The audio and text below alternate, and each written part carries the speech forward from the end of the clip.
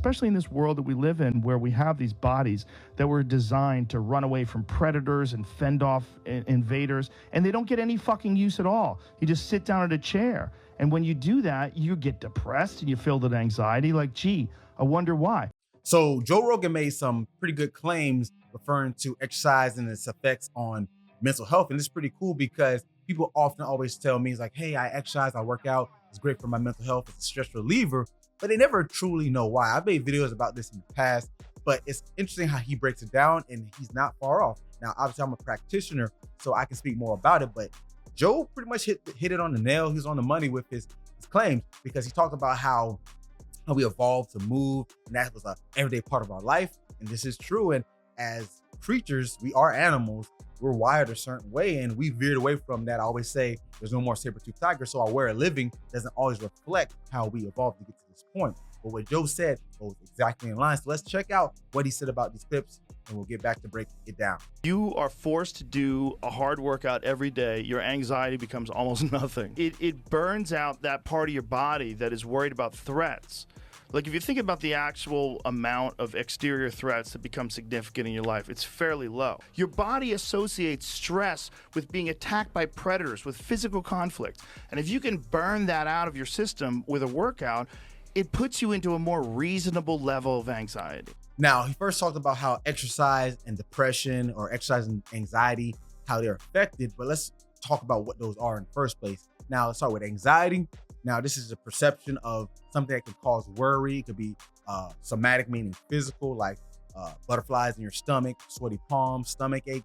So it can be a physical occurrence when you have anxiety, or it could be psychological, cognitive anxiety, where you're over worrying in your head, stressing. And these can go hand in hand. You can have both, you can have one, but it's just about how you perceive an outcome that has not occurred. And this can trigger a lot of physical implications. It triggers the fight or flight response, or the stress response, to get you ready for action or ready to run.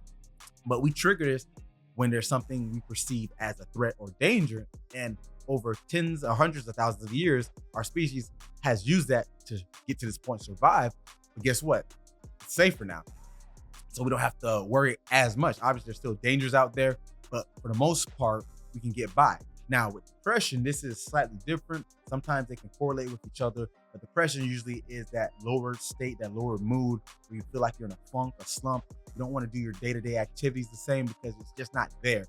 Now, from a clinical standpoint, we won't go necessarily to that extreme, but we can briefly talk about it. Clinical is more so a diagnosis after a certain amount of symptoms have been checked off, and you meet at least 5 of those symptoms, you can be clinically diagnosed with major depressive disorder. But let's talk more about subclinical aspects of just feeling in a lower mood, less than yourself, not really wanting to be where you're at because you're going through some life hardships.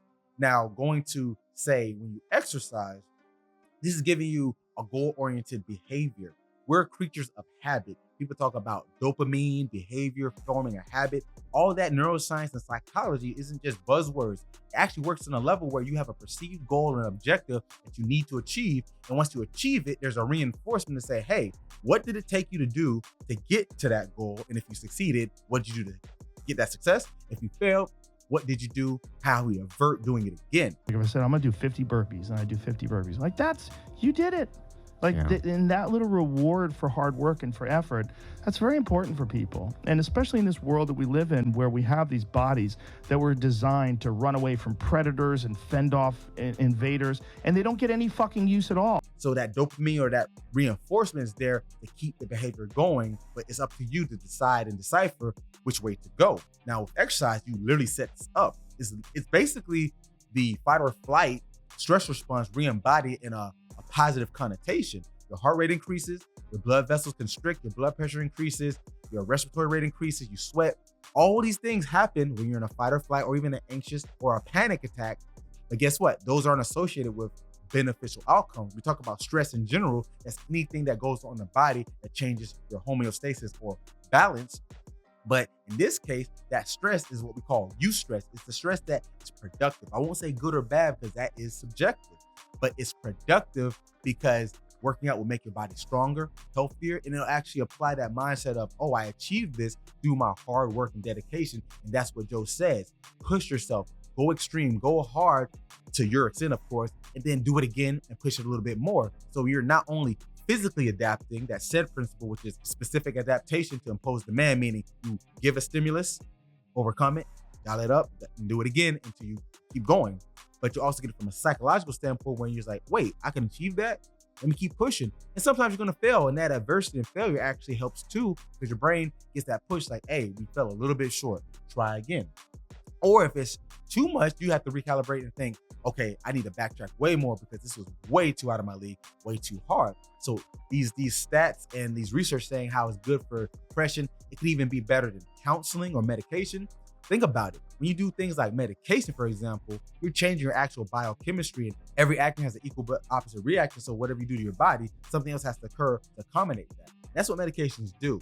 It produces more serotonin. That's great.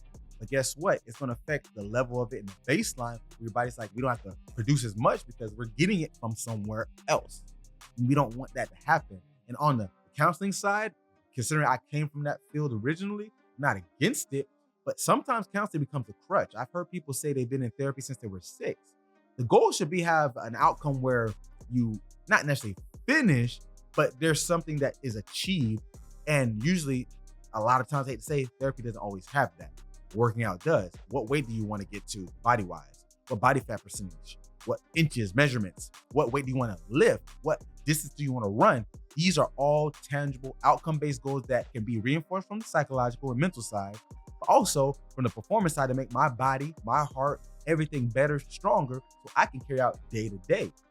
And going back to that ancient evolutionary time, we walk miles a day. Sometimes we didn't get food. We had to overcome a lot of adversity. So our body was wired to adapt to stressors so it can overcome what we don't know. But now we don't have to use that as much because we have grocery stores, which is great. I'm glad I can get food readily available.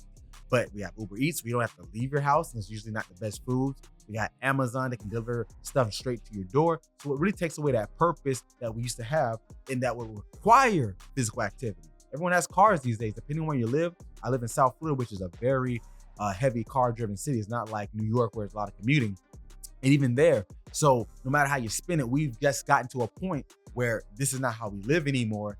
And exercise is that middle ground that we always had indirectly. Think about it. Exercise has to be attempted on purpose now. A lot of people aren't getting it indirectly through their day-to-day. Some people do through their commute, depending on their lives. But most people have to intentionally go to the gym for 30 minutes, an hour or two, and do a workout. In ancient times, you got it because you worked in the fields and toiled, had to keep the farm up just to survive and eat dinner for yourself, not even just for commerce, but for yourself. Or if you go back even further, it was hunter-gatherers and you had to do it just to survive it and live. So exercise now is be interesting. If you met someone from 5,000 years ago, they might think you're crazy for exercising for fun, which is fine now because we can, once again, connotate it to something more productive, more beneficial for us. But all that being said, if you exercise, go out and do something that requires at least a moderate level of heart rate intensity, something that will get your heart rate at least at 50-60% beats per minute at minimal.